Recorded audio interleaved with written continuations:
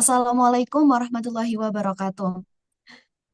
Perkenalkan, saya Irma Setianingrum. Saya mewakili kelompok 6, offering di 6 pendidikan agama Islam, akan mempresentasikan materi yang berjudul Korupsi dan Upaya Pemberantasannya dalam Pandangan Islam. Next.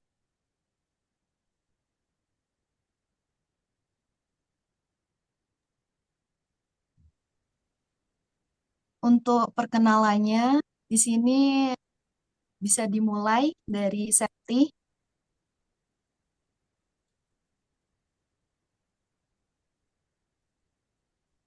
Perkenalkan, nama saya Septiana Rizky Bariro Almatna. Perkenalkan nama saya Ida Ratasari. Perkenalkan, saya Etna Iyana. Ya, Muhammad Soleh.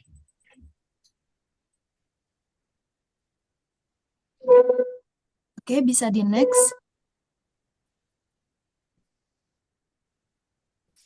Jadi, materi pertama yang akan kita bahas adalah pengertian korupsi yang akan dijelaskan oleh saya sendiri. Secara bahasa, kata korupsi berasal dari bahasa Latin corrumper, corruptio, corruptus, yang kemudian diadopsi oleh beberapa bangsa di dunia. Salah satunya kata korupsi yang dipakai dalam bahasa Indonesia merupakan serapan dari bahasa Belanda yang berarti curang dan jahat. Sedangkan secara istilah, dalam Kamus Besar Bahasa Indonesia, korupsi adalah penyelewengan atau penyalahgunaan uang negara, dalam kurung berupa perusahaan, organisasi, yayasan, dan sebagainya, untuk keuntungan pribadi ataupun orang lain. Next, bentuk-bentuk korupsi itu dapat dibagi menjadi 4. Yang pertama ada ghulul atau penggelapan. Kata ghulul secara bahasa adalah akhdhu syai' wadassuhu fi mata'ihi, yang artinya mengambil sesuatu dan menyembunyikannya dalam hartanya. Larangan penggelapan ini tertera dalam Quran Surah Al-Imran ayat 161 yang berbunyi, A'udzubillahi minasyaitonirrajim. Bismillahirrahmanirrahim. Wa ma kana linabiyyin maaf, wa ma kana linabiyyin wa man yaghlul ya'ti bima ghalla yaumal qiyamah summa tuwaffa kullu nafsim ma kasabat fahum la yudhlamun. Artinya, tidak mungkin seorang nabi berkhianat dalam urusan harta rampasan perang. Barang siapa yang berkhianat dalam urusan rampasan perang itu, maka pada hari kiamat ia akan datang membawa apa yang dikhianatkannya itu. Kemudian, tiap-tiap diri akan diberi pembalasan tentang apa yang ia kerjakan dengan pembalasan setimpal, sedang mereka tidak dianiaya. Quran Surah Al-Imran ayat 161. Next. Yang kedua, di sini ada riswah atau suap atau bisa juga disebut gratifikasi. Nah, istilah ini berasal dari kata rasya, yarsyu, riswah yang berarti menyuap atau menyogok. Beberapa istilah dalam riswah itu ada al-rashi, artinya orang yang menyuap, lalu ada al-murtashi, orang yang menerima suap, dan yang ketiga al-raisi, yang artinya orang yang menjadi perantara dengan menambahi di suatu sisi dan mengurangi di sisi lain. Larangan riswa berlaku bagi yang memberi, menerima, dan yang menjadi penghubung di antara keduanya. Nabi Nabi Shallallahu Alaihi Wasallam bersabda dari Abdullah bin Am'ash, dia berkata, Rasulullah Shallallahu Alaihi Wasallam melaknat orang yang menyuap dan orang yang menerima atau minta suap. Hadis riwayat Abu Daud dan Al-Tirmidzi. Next. Yang ketiga ada sariqah atau pencurian. Sariqah berasal dari bahasa Arab saraka yasriqu yang berarti mencuri, termasuk merampok, merampas, mencopet, dan memalak. Dalam hukum Islam, perbuatan mencuri termasuk dalam kategori dosa besar yang dalam batas tertentu pelakunya harus dihukum dengan cara dipotong tangannya. Untuk ayatnya bisa di next.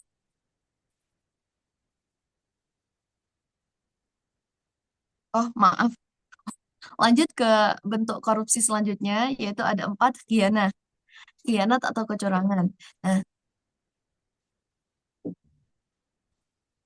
khianat adalah perbuatan tidak jujur, melanggar janji, melanggar sumpah atau melanggar kesepakatan.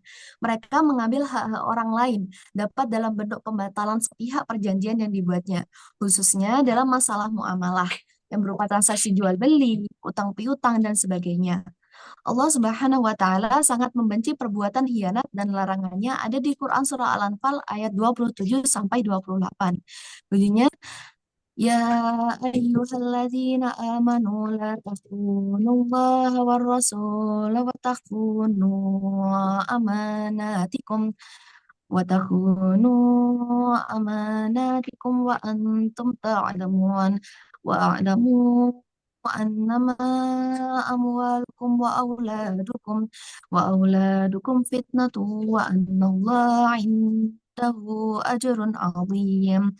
Artinya, wahai orang-orang yang beriman, janganlah kamu mengkhianati Allah dan Rasul, dan juga janganlah kamu mengkhianati amanat yang dipercayakan kepadamu, sedang kamu mengetahui.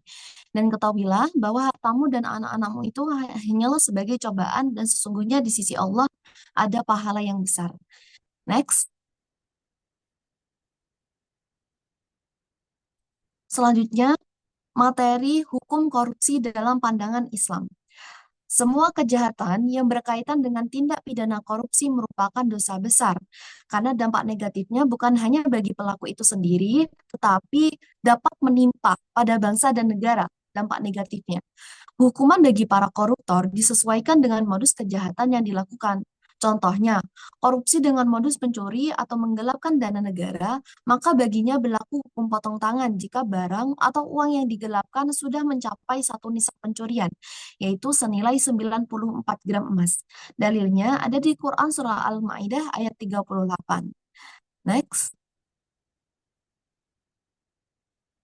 Nah, bunyinya Bismillahirrahmanirrahim. والسارق فاقطعوا أيديهما جزاء بما كسبا نكالا من الله والله عزيز حكيم. Artinya, laki-laki yang mencuri dan perempuan yang mencuri, potonglah tangan keduanya sebagai pembalasan bagi apa yang mereka kerjakan dan sebagai siksaan dari Allah. Dan Allah Maha Perkasa lagi Maha Bijaksana. Next.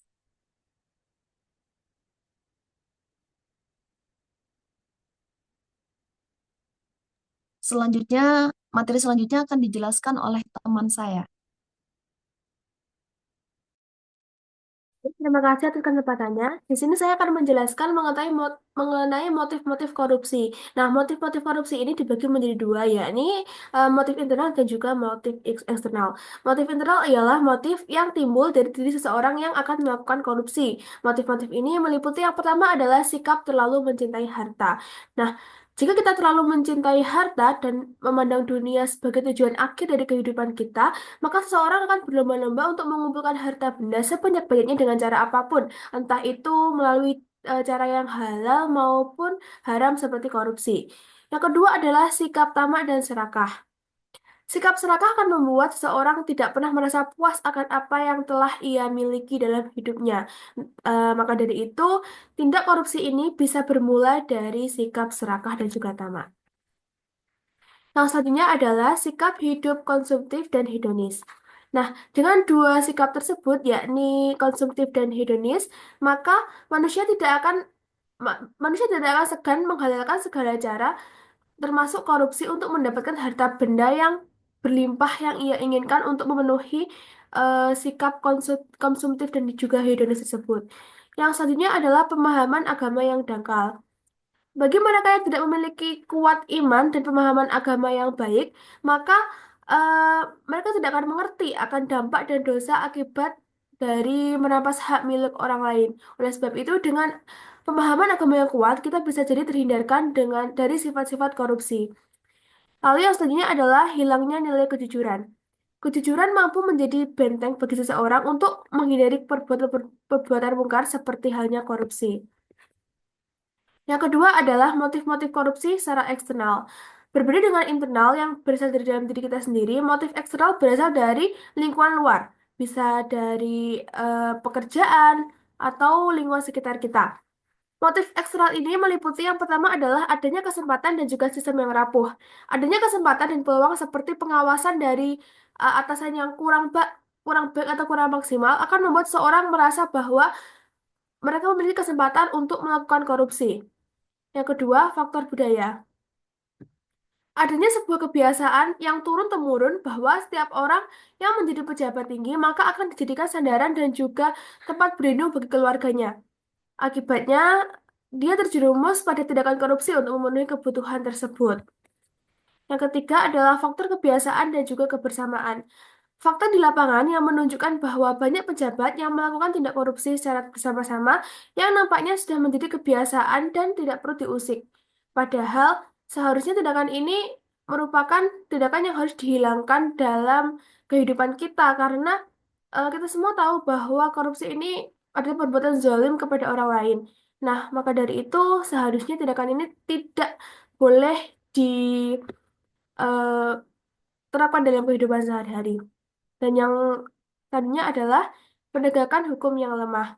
Meskipun hukum mengenai korupsi ini diatur dalam perundang-undangan negara kita, pada kenyataannya hukuman bagi koruptor itu tidak sesuai dengan apa yang telah dituliskan pada peraturan perundang-undangan. Hal ini membuat pelaku korupsi tidak memiliki rasa jerah akan tindakannya. Seperti yang kemarin baru-baru ini itu kan ada korupsi timah oleh suami artis tuh kan. Hukumannya bukan mereka dia tidak diberikan hukuman yang setimpal akibat perbuatannya. Oleh sebab itu, bisa jadi dia tidak merasa jera akan perbuatan yang ia lakukan. Oke, yang selanjutnya adalah bahaya korupsi bagi kehidupan yang akan dijelaskan oleh teman saya. Terima kasih.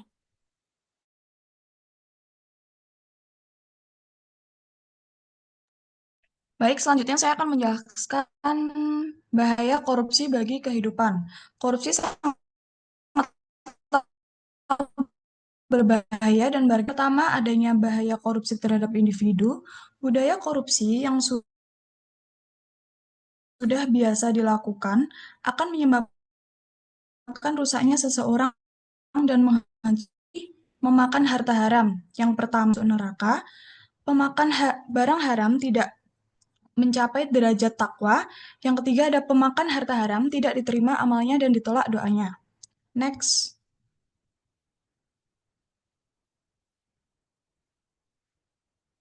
Yang kedua, bahaya korupsi terhadap kehidupan generasi muda. Salah satu yang berbahaya bagi generasi muda adalah korupsi dalam jangka panjang yang menjadi kebiasaan sehari-hari. Generasi muda akan menganggap bahwa korupsi sebagai hal yang biasa sehingga menjadi kebiasaan sifat tidak jujur dan tidak bertanggung jawab. Yang ketiga, ada bahaya korupsi terhadap kehidupan bermasyarakat. Korupsi yang dijadikan kebiasaan sehari-hari akan menjadikan masyarakat kacau. Di banyak negara, bahwa korupsi berpengaruh negatif terhadap rasa keadilan sosial. Next.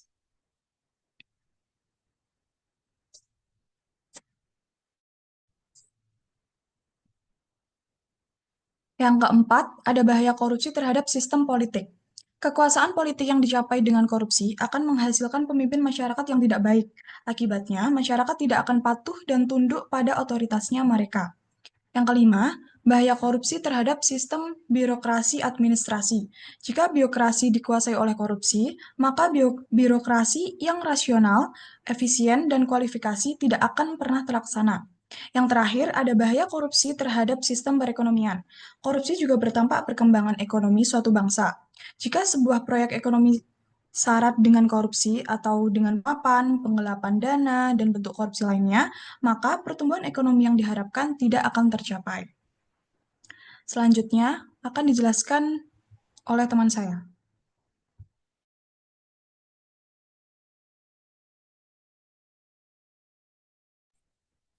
Baik, selanjutnya di sini ada upaya menumbuh kembangkan budaya anti korupsi. Yang pertama ada menumbuhkan budaya anti korupsi, menyontek dan plagiasi. Tertulis pada Undang-Undang Nomor 20 Tahun 2003 sangat jelas, yaitu bahwasanya pendidikan pada hakikatnya adalah mengembangkan potensi diri peserta didik dengan dilandasi oleh kekuatan spiritual, keagamaan, pengendalian diri, kepribadian, kecerdasan, akhlak mulia serta keterampilan. Nah, masih banyak juga permasalahan yang hingga saat ini menjadi fenomena di bagian kalangan mahasiswa adalah budaya tidak jujur, misalnya menyontek.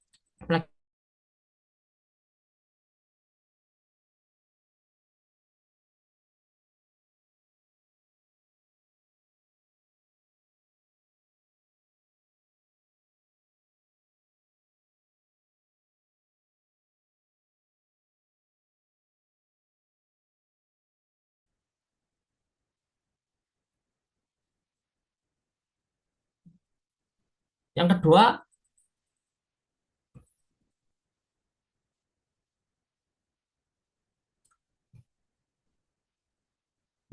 yaitu ada memegang teguh amanah. Nah, dalam ajaran Islam, amanah berarti kepercayaan atau sesuatu yang dipercayakan pada seseorang untuk dijaga dan dijalankan dengan baik. Amanah mencakup berbagai hal seperti mulai dari menjaga rahasia, menepati janji, sampai dengan menjalankan tugas yang dipercayakan. Sifat amanah sendiri sangat dihargai dalam Islam karena merupakan bukti keimanan dan tanggung jawab seseorang Muslim. Nah, dalam amanah terbagi menjadi tiga macam. Yang pertama ada amanah manusia terhadap Tuhan.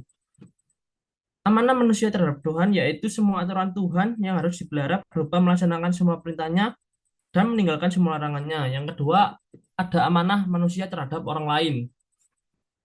Amanah manusia kepada orang lain diantaranya mengembalikan titipan kepada pemiliknya, tidak menipu, dan berlaku curang, menjaga rahasia keluarga, kerabat, dan manusia secara keseluruhan. Yang ketiga ada amanah terhadap dirinya sendiri. Amanah manusia terhadap dirinya sendiri yaitu berbuat sesuatu yang baik dan bermanfaat bagi dirinya, baik dalam urusan agama maupun dunia, dan tidak membahayakan dirinya di dunia dan akhirat. Selanjutnya akan dijelaskan oleh teman saya.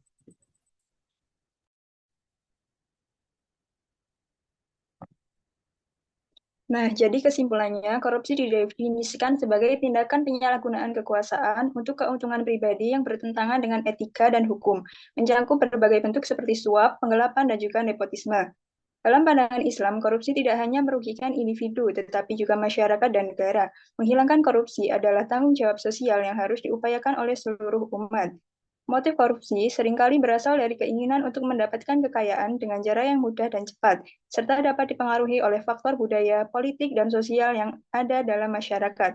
Upaya untuk memberantas korupsi meliputi pendidikan tentang integritas, penegakan hukum yang tegas, serta pengembangan budaya anti korupsi di masyarakat. Next.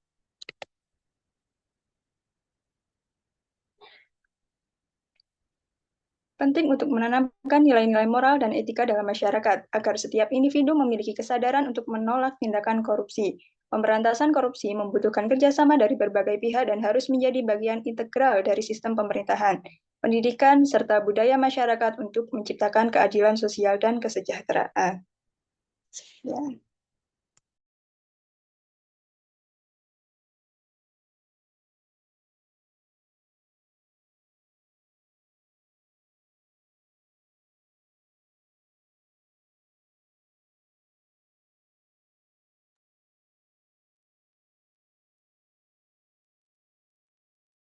Baik, sekian presentasi dari kelompok kami. Ada sedikit quotes. Semoga kita sebagai seorang Muslim menyadari pentingnya ilmu dan berlomba-lomba dalam mencari ilmu yang bermanfaat. Kurang lebihnya mohon maaf. Terima kasih. Wassalamualaikum warahmatullahi wabarakatuh.